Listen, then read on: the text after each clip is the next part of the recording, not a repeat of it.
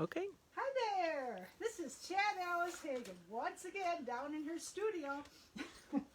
I'm a bookbinder, a felt maker, and a resist dyer, and this is a tour of my two studios. We are down in my basement, my lovely basement, which is my wet studio because this is where I do my felting and my dyeing. And that's why I have on this lovely yellow, my favorite color, safety apron. So, and let's get going. This is my basement, as I mentioned. This is my main table for working on. And I also do my felting here too. I'm currently doing a lot of resist work, so I just have this whole table covered with tools for that. But normally it would be cleared off and I would be felting the my favorite Shetland wool scarves. And I have this one that I laid out before I started working down here again. So sometimes I can just roll it up like this and then roll it back out when I'm ready to felt on this. But this is what I do with the Shetland wool. Just pull out these long pieces. I'll have a lot of these around. These are my little cue cards, just like in the movies. But I'll pull these all out. I'll crisscross. And these are the tools I use for the felting. These are called ball browsers. They're from Germany, and I can squeeze up. Get one little thing here. This is what I need. This will be full of hot soapy water.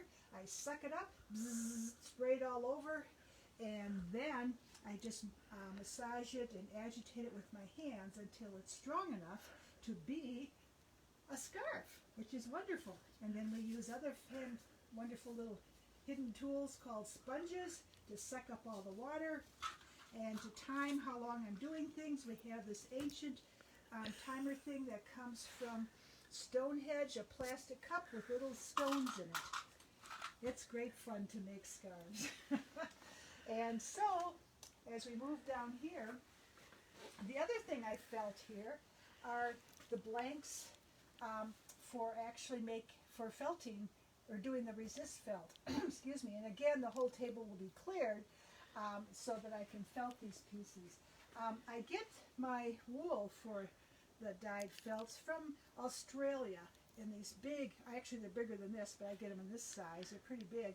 100% merino wool, and these are called pre-felts. I cut them up into more usable sizes, sort of like this. And again, I put them in my bucket with hot or warm soapy water. I agitate. I go through, if I forget, I've got it written down.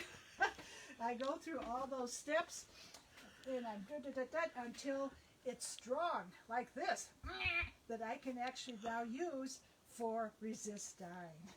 So, and then the next step, and we'll just come back over here where I normally just be walking or standing and working.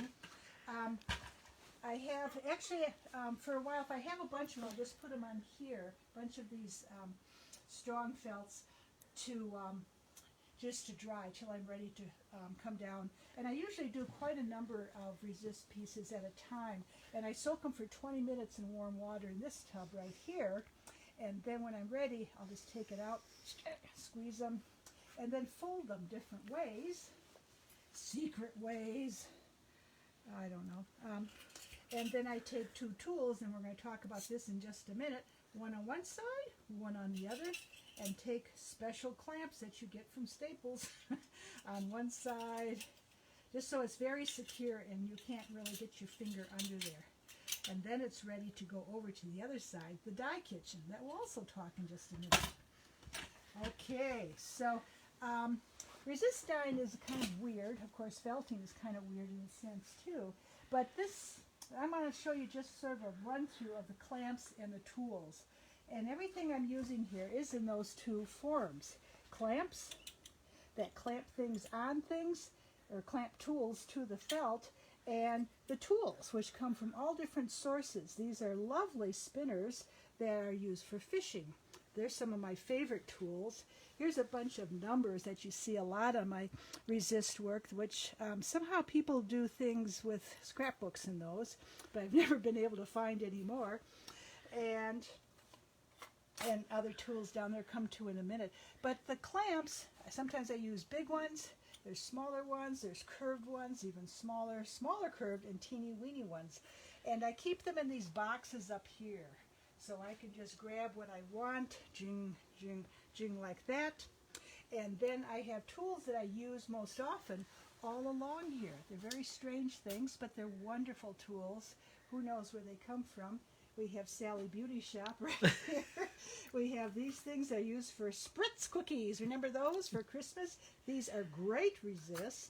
And some of my favorite ones are these. Do you recognize these when they're all by themselves? Probably not. But these are steamer pedals. You have a steamer that collapses, and then you can open it up and put it into your pot and steam your broccoli. Just with a other sharp tools, you can take these off, and they do wonderful things. So there's a lot of these right in here you can see. And imagine this folded. So I've got that right over there, and on this side I've got that side, and I clamp that right on. And so when I open it up, it's a miracle. Look what happens. Isn't that fabulous?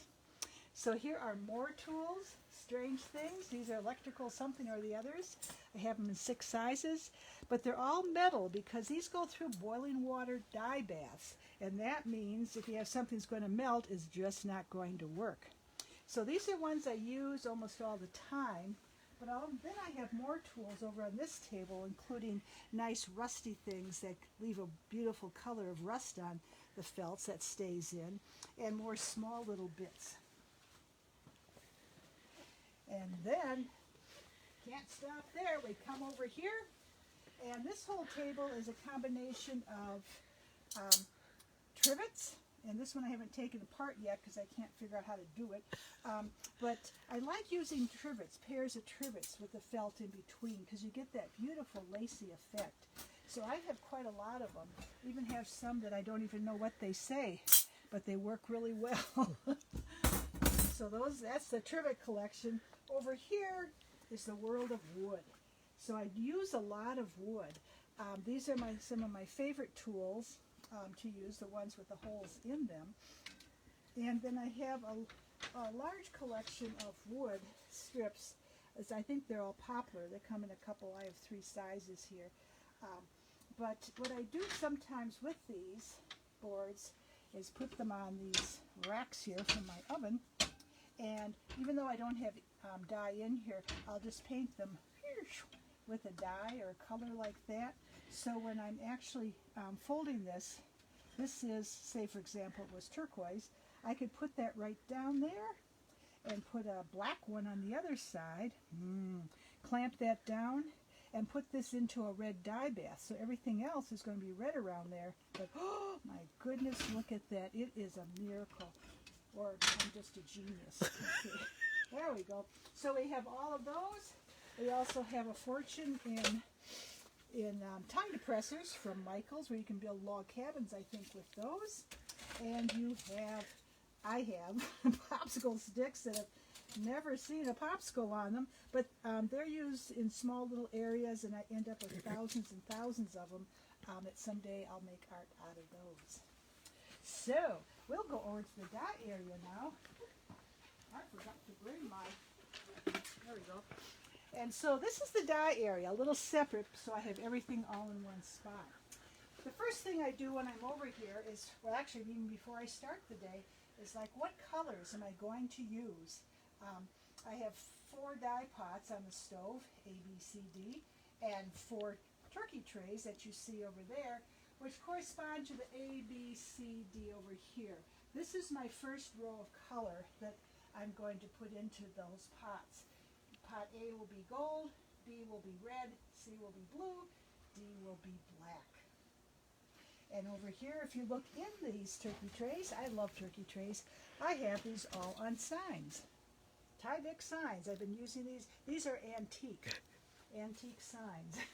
So say, for example, I'm going to make this red. Remember, there's my wonderful thing. I'll put that right in there.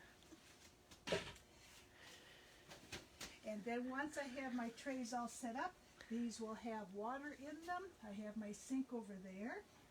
I'll fill them up with water. They're all stainless steel pots. And these are those great never get wet, what are these things? Pot holders that are you really need to have here, because safety first with so much hot water. So these will be filled with water, and I'll have turned them on to hot.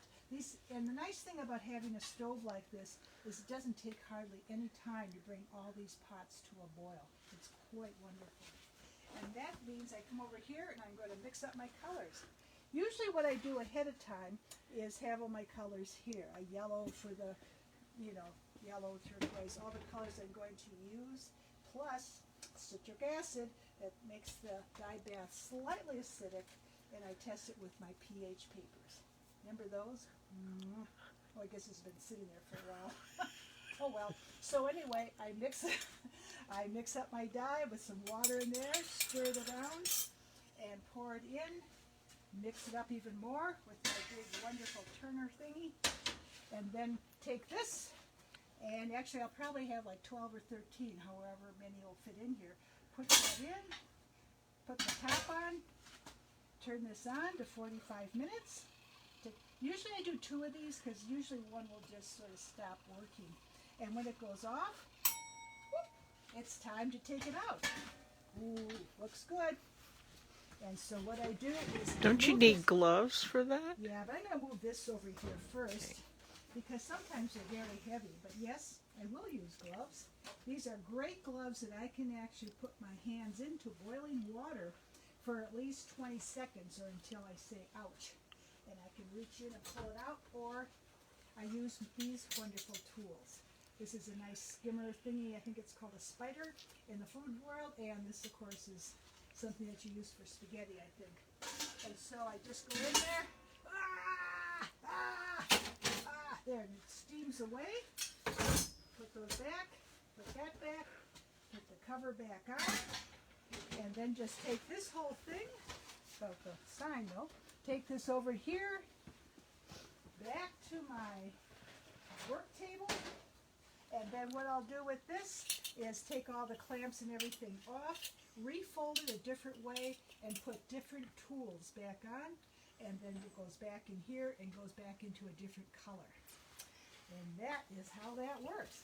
So, but then, when they're all 5, 6 different color or dye baths go through this goes through that, I'll rinse them, I'll put them on here until they dry, and then once they dry, I take off my apron. Of course, I don't sit here and watch them dry, but the next day, I come up and I'm going to take this upstairs to the book studio.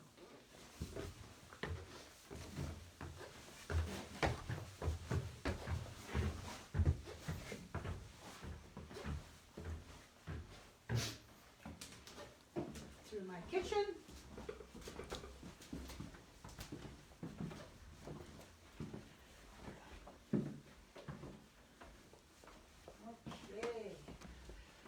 Used to be my living room, but now it's my studio for drying things, which including all the paper for the books. So the heart of it is this table, and all around are bookshelves holding everything I need. So I only need to step like 2 times or 2 steps over and grab the tools I need. Being my photographer today.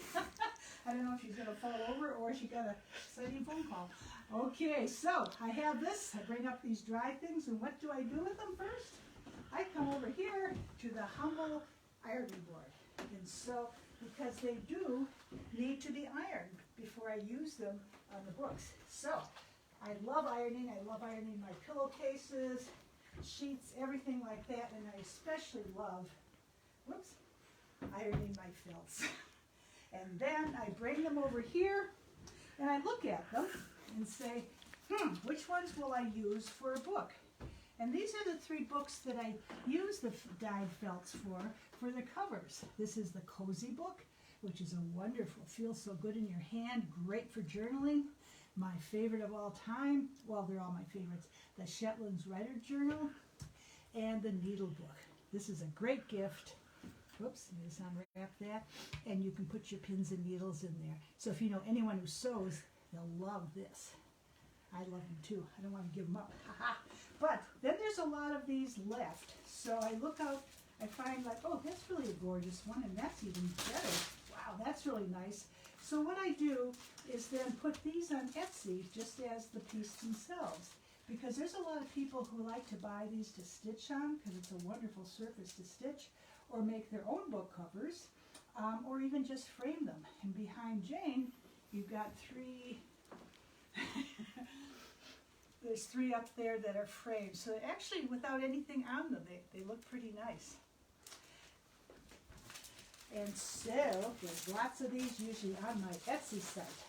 But what do? To clear my table, I just take these, and this bookshelf right here is everything that's ready and on Etsy. It's all inventoried, it's photographed, it's all they have all their numbers, so I can find them right away. And also for shows that I do. And since we're in the family art show, actually there's big spaces here. That's kind of good, isn't it? Yay, I can eat. Over here in this bookshelf we have, I sort of call it books in a box, which means all the books that I've made, the different types of books. When I'm done with that edition, I take all the patterns, all the special things that book needs, and directions and everything, and just put it in a plastic box like this so I don't lose those things. And whenever I'm ready to do, say, a bunch of small Shetland journals again, I can just pull this out and everything is in one spot. That's ACD for you. Okay, and over here on this shelf, I have a lot of the cotton fabrics that I use for my friend to friend sketchbooks, or my favorite sketchbook. This one, you know what it is. You've all seen them, you've all used them. They are fabulous because they lay flat and they have cotton fabric on them. So that lives there, along with inventory and catalogs, things like that. This is paper, paper, paper, paper, because paper needs to go inside a book. And I have paper over there, I have paper over there, I have paper by Jade. And over here, I have paper that I never use. A couple years ago, well, many years ago probably, I took a bunch of paper making classes. But I love this paper. It's all made from flax. I spent weeks and weeks making this, but I just can't use it because it's so precious. So I have probably 5 big boxes bigger than this, all with that paper. And this is the only book I've ever made with my own handmade paper. And this is a little tiny, I put it on a chain so it's like a piece of jewelry, little book. And so it's beautiful paper, and you can see I don't have to use much of it to make a whole book. So those are quite wonderful. But that's the only book that I use. And over here, this is my book press. Most bookmakers have a really gorgeous one, but this one is just because I have different sizes that I'm pressing down. When I'm gluing the leather to the felt, I need to put weights on them. So this is masonite, heavy plastic, and these weights are bricks covered with duct tape. There we go, duct tape in gorgeous different colors. So that's my book press over there. Over here in this corner, I sort of arranged all my threads, all the wax linen threads that I use for all this, to put the books together, embroidery threads, buttonhole threads, and in that little cabinet are like 10,000 other things that I don't know what they are because they've been in there for so long. This shelf here is all leather. Because I like to use leather for the linings of books. It gives it sort of a luxurious sort of feel. And so I have it all rolled up, cut in pieces that I can use, and in there. This, which used to be my lovely dining room table, I don't have a dining room now either, is now just a place where I hold things, but it does hold my cutting center. These are my cutting boards. And these are also the grade school cutting boards. Remember those? And I love this because it has a special quality to it. Listen. I love that sound. And here's its little sister for doing smaller little jobs, but it doesn't sound the same. Just more like a guillotine. Whoops. And on my main work table here, I usually have, this is the heart right here, all the tools that I use constantly when I'm working up there, and extras over here. Here's just reference books, books about books, books on knitting when I get a chance to do that. And of course down below, a couple more boxes of handmade paper. But when anyone comes to into the studio, they usually just aim for this place here, along here, because these are all printer drawers. And they used to have letters in here for doing letterpress, but instead of putting little animals in there, I've got my buttons in here that I use for my needle books. This one is all filled with various old sewing type things. Here we've got seeds. I have tons of seeds that I love to use as beads, all the different sizes, and I'm really addicted to pistachio shells. These are all shells in here, including 10,000 little baby shark teeth. More stones here, pebbles they are, and metal bits, all sorts of those. Sometimes I just forget what's in there too. Here we have bones. I really like things made out of bones. Loose beads, and here I also call it the dead end area, is everything that didn't fit anywhere else. So all of those things, what do I do with those? Every once in a while I do a whole series where I take the resist felts and I stitch them with embroidery threads and buttonhole threads, and I use all those seeds and all those various things as beads on these. And this is one of the last pieces I have. I'll probably start doing another series. I work probably like 5 to 7 pieces at a time, so I really do like working with those. So let's see, I think I'm on my last little card. Yes. So do I teach? Yes, I do. Once this whole pandemic is over, I teach both the resist dyeing and the felting downstairs, and up here we can make lots of different types of books. And if you have questions, you can email me at chad@chadallicehagen.com if you're interested in books, and also you can contact me through chadallicehagen.etsy.com or through our Family Art Show website, which is VorhesFamilyArt.com. Oh, I have done this so many times, I just can't remember all these numbers, but I hope this works. So thank you for listening, and just drop a line if you're interested in any questions or just talking or whatever. Thank you.